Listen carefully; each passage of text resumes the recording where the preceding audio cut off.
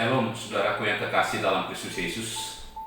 Kita bersyukur atas anugerah pemeliharaan Tuhan. Kita boleh ada sampai saat ini. Dan bersyukur Tuhan memberikan kita kesempatan untuk boleh bersama-sama kembali membaca, merenungkan bagian firman Tuhan.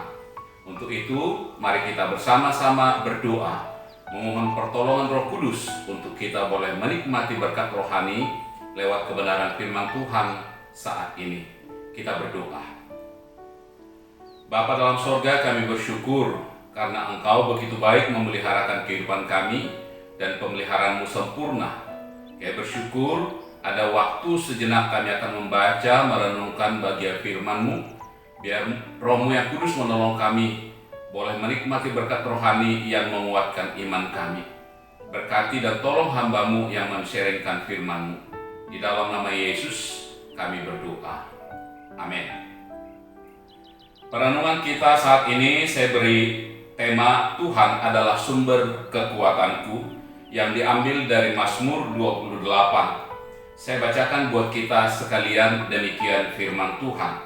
Dari Daud, kepadamu ya Tuhan gunung batuku aku berseru, janganlah berdiam diri terhadap aku, sebab jika engkau tetap membisu terhadap aku menjadi seperti orang yang turun ke liang kubur.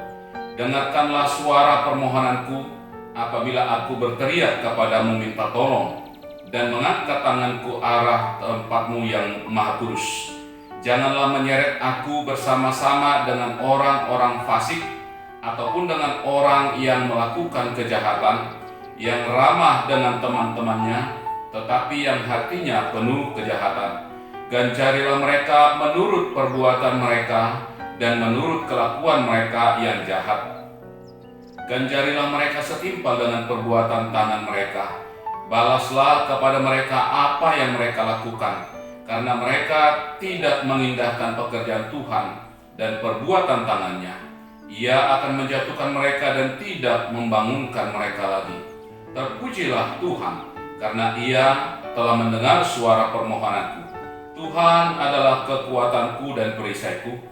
Kepadanya hatiku percaya.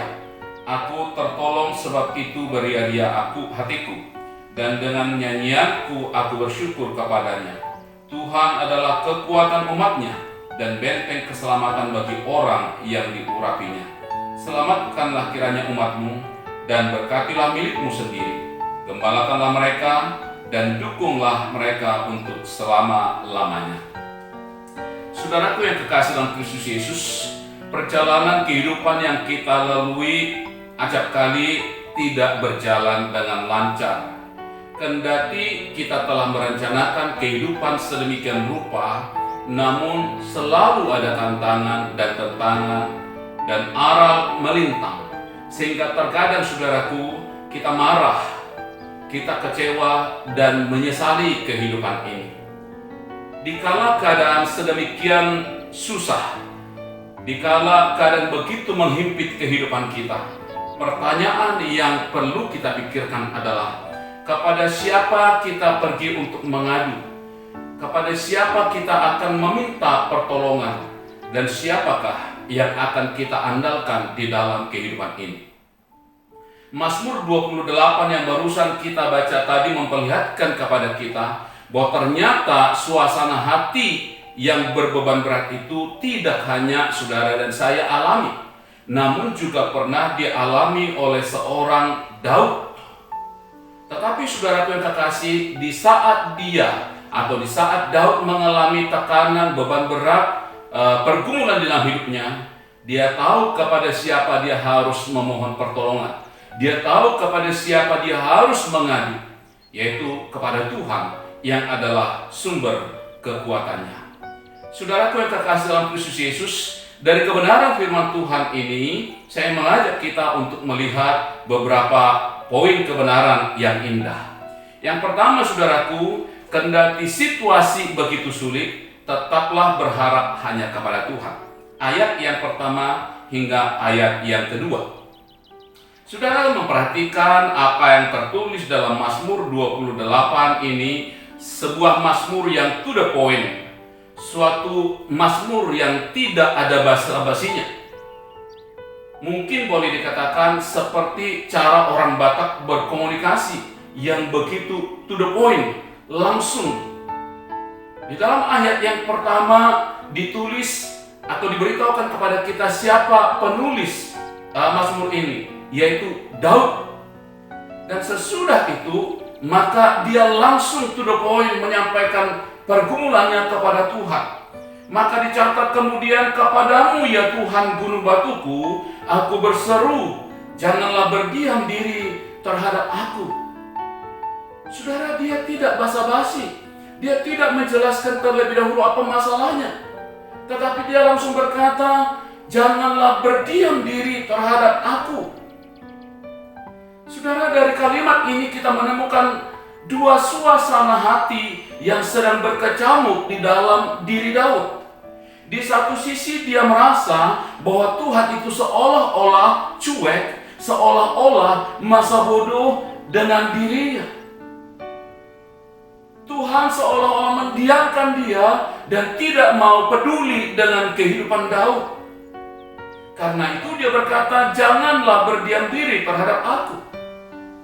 Namun di sisi lain, Daud tahu bahwa Tuhanlah tempat satu-satunya untuk berseru dan memohon pertolongan. Tidak ada tempat yang lain. Karena itu dia berkata, kepadamu ya Tuhan gunung batuku, aku berseru. Saudara, setiap kita pernah mengalami suasana hati seperti ini. Bahkan mungkin bisa jadi ada di antara kita yang hadir dalam ibadah ini sedang mengalami suasana hati yang sedemikian. Itu sebabnya di sekitar kehidupan kita dengan mudah kita menemukan ada banyak orang yang stres. Ada banyak orang yang putus asa. Tekanan hidup, beban berat yang menghimpit membuat mereka begitu menderita. Mereka tidak tahu harus berseru kepada siapa, sebab mereka tidak mengenal Allah. Atau ada orang yang sudah mengenal Allah, namun tidak mau datang kepada Allah. Dan mereka mencoba menyelesaikan beban berat itu dengan cara dan kekuatan mereka sendiri. Alhasil mereka mengalami kegagalan. Tetapi Daud tidak demikian. Dia mengenal Allah. Dan juga dia mau datang kepada Allah.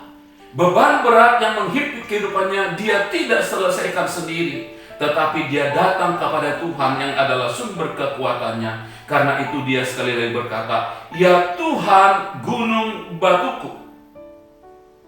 Saudaraku, ketika Daud mengatakan ya Tuhan gunung batuku, ia hendak menggambarkan atau memberitahukan bahwa Tuhan itu dapat dijadikan sebagai fondasi, bahwa di dalam Tuhan dia akan mengalami stabilitas dan keamanan yang kokoh dan tidak perlu diragukan lagi.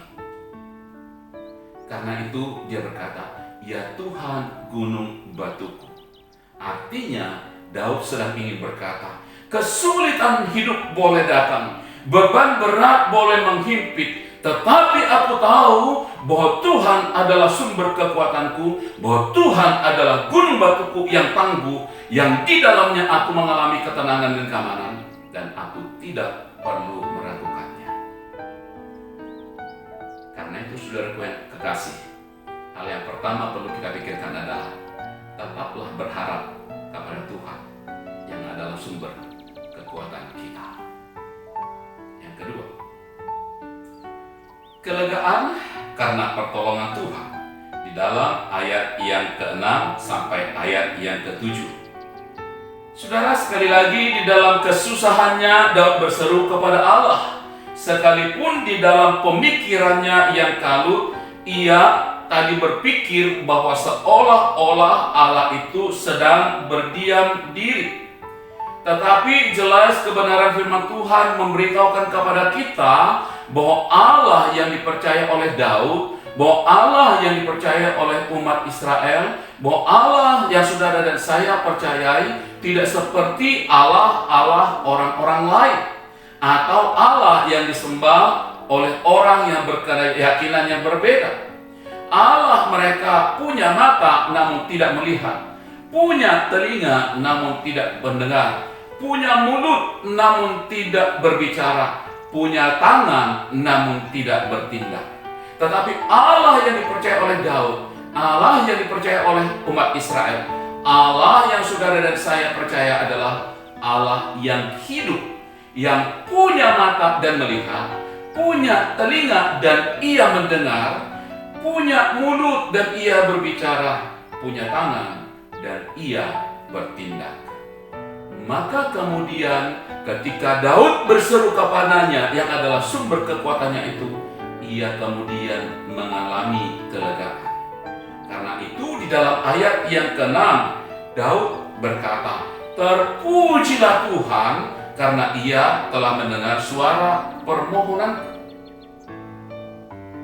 Saudara yang kekasih dalam Kristus Yesus, dari ayat-ayat ini atau bagian yang kedua ini syarat dengan pengajaran yang solid atau syarat dengan kebenaran yang solid. Karena itu saya mengajak kita untuk melihat 3 poin kecil atau 2A. Pujian kepada Tuhan itu harus punya dasar. Jangan menjadi orang Kristen yang latah rohani. Saudaraku, ada banyak orang Kristen di sekitar kehidupan kita yang begitu gampang dan begitu mudah berkata, "Haleluya, puji Tuhan, amin, praise the Lord."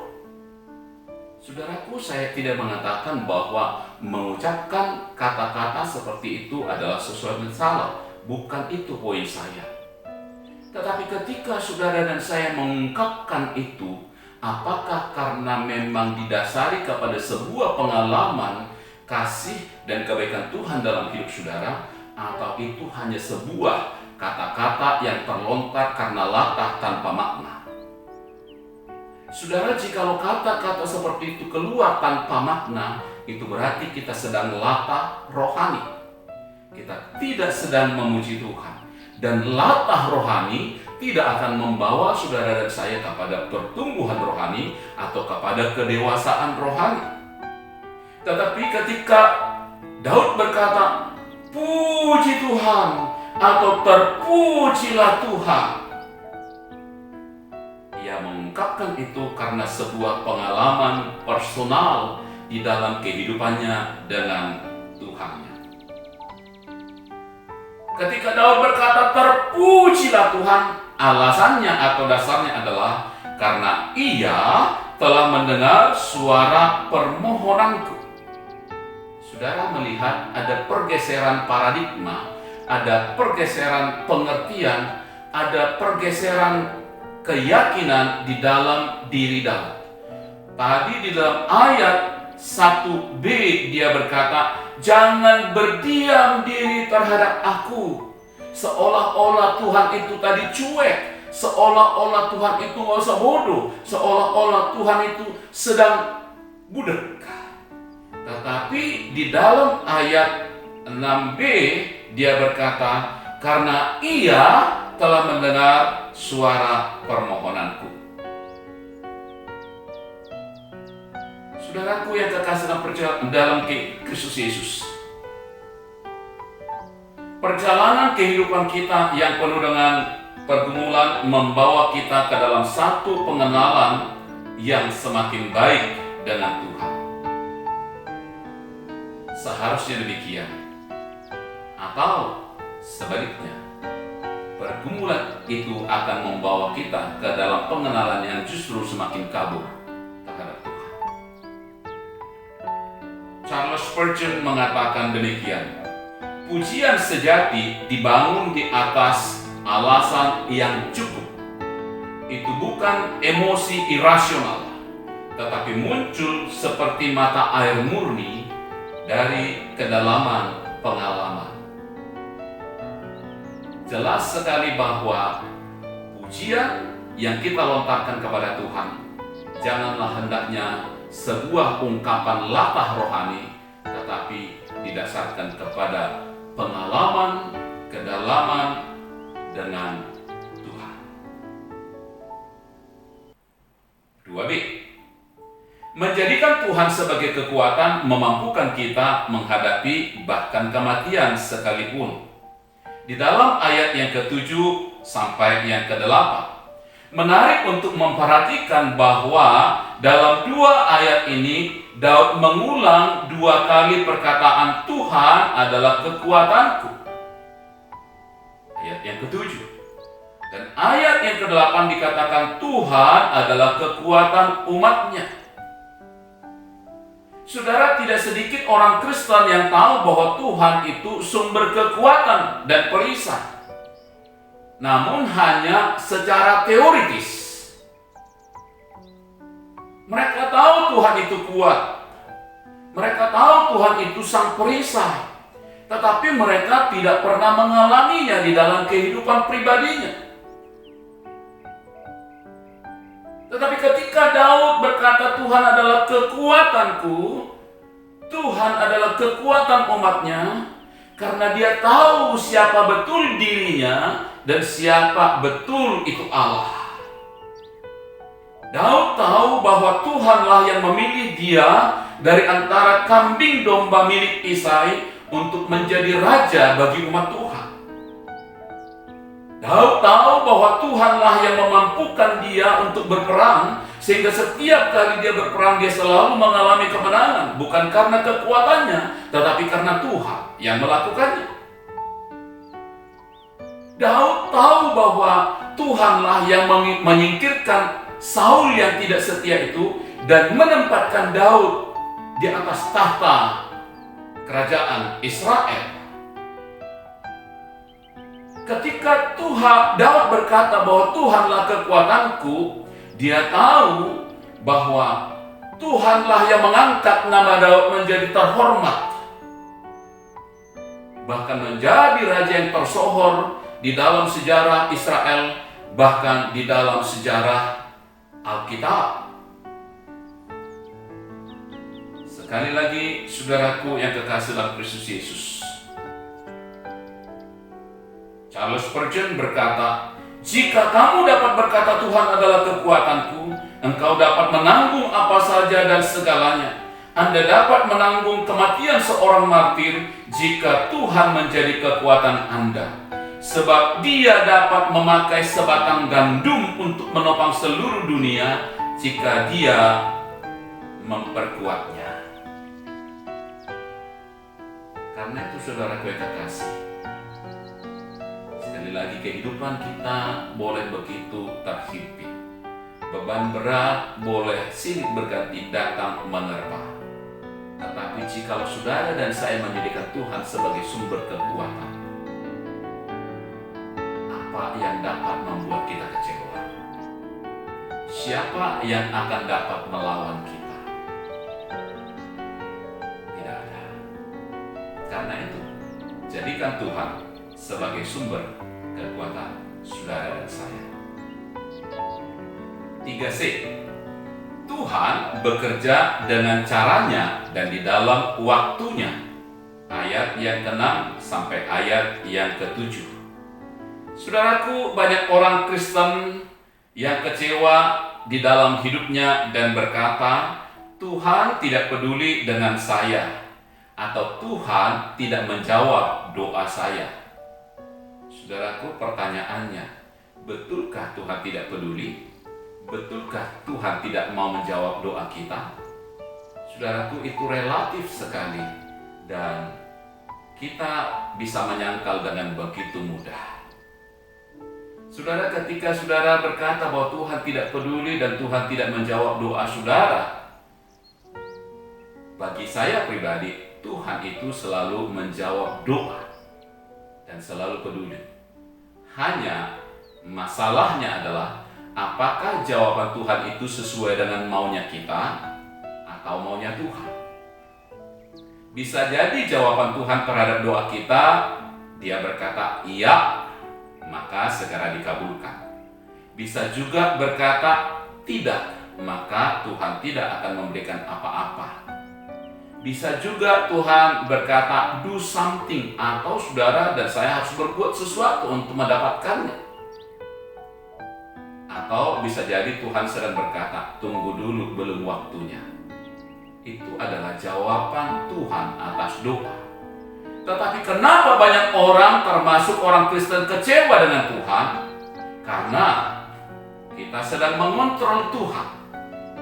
Kita mau Tuhan bekerja dengan caranya kita dan dengan maunya kita. Yang kedua, kita sedang mengatur Tuhan. Bukan Tuhan yang mengatur hidup kita, tetapi kita yang mau mengatur Tuhan melakukan apa yang kita mau.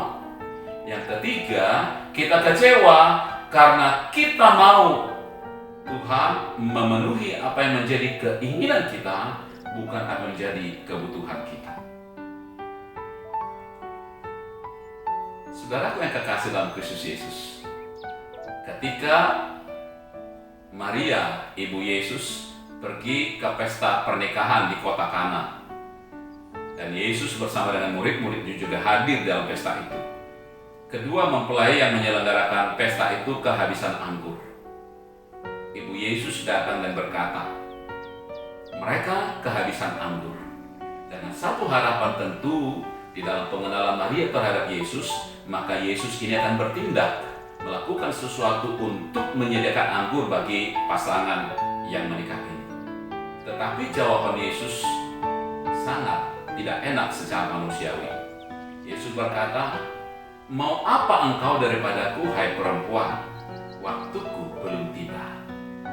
Saudaraku, Tuhan bekerja di dalam rencananya, di dalam waktunya, dan dengan caranya. Bukan di dalam waktu kita dan di dalam rencana atau cara kita. Jikalau saudara dan saya memaksakan Tuhan bekerja di dalam rencana dan waktunya kita, maka kita akan kecewa.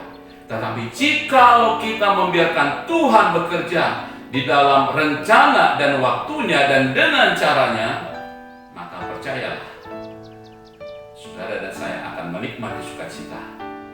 Karena Tuhan mengerjakan yang terbaik. Rancangan Tuhan bagi saudara dan saya adalah rancangan damai sejahtera, bukan rancangan kecelakaan. Kiranya renungan yang singkat saat ini boleh menjadi berkat yang menguatkan kita semua. Tuhan Yesus memberkati. Mari kita berdoa sekali lagi. Terima kasih Bapa, karena kami boleh bersama-sama belajar kebenaran firman Tuhan, belajar dari apa yang pernah dialami oleh Daud, bahwa Tuhan adalah sumber kekuatannya.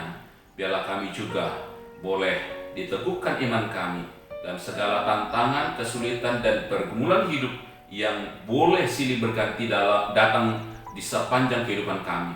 Tetapi kami tahu kepada siapa kami berseru. Kami tahu kepada siapa kami meminta pertolongan, yaitu kepada Tuhan yang adalah sumber kekuatan kami juga.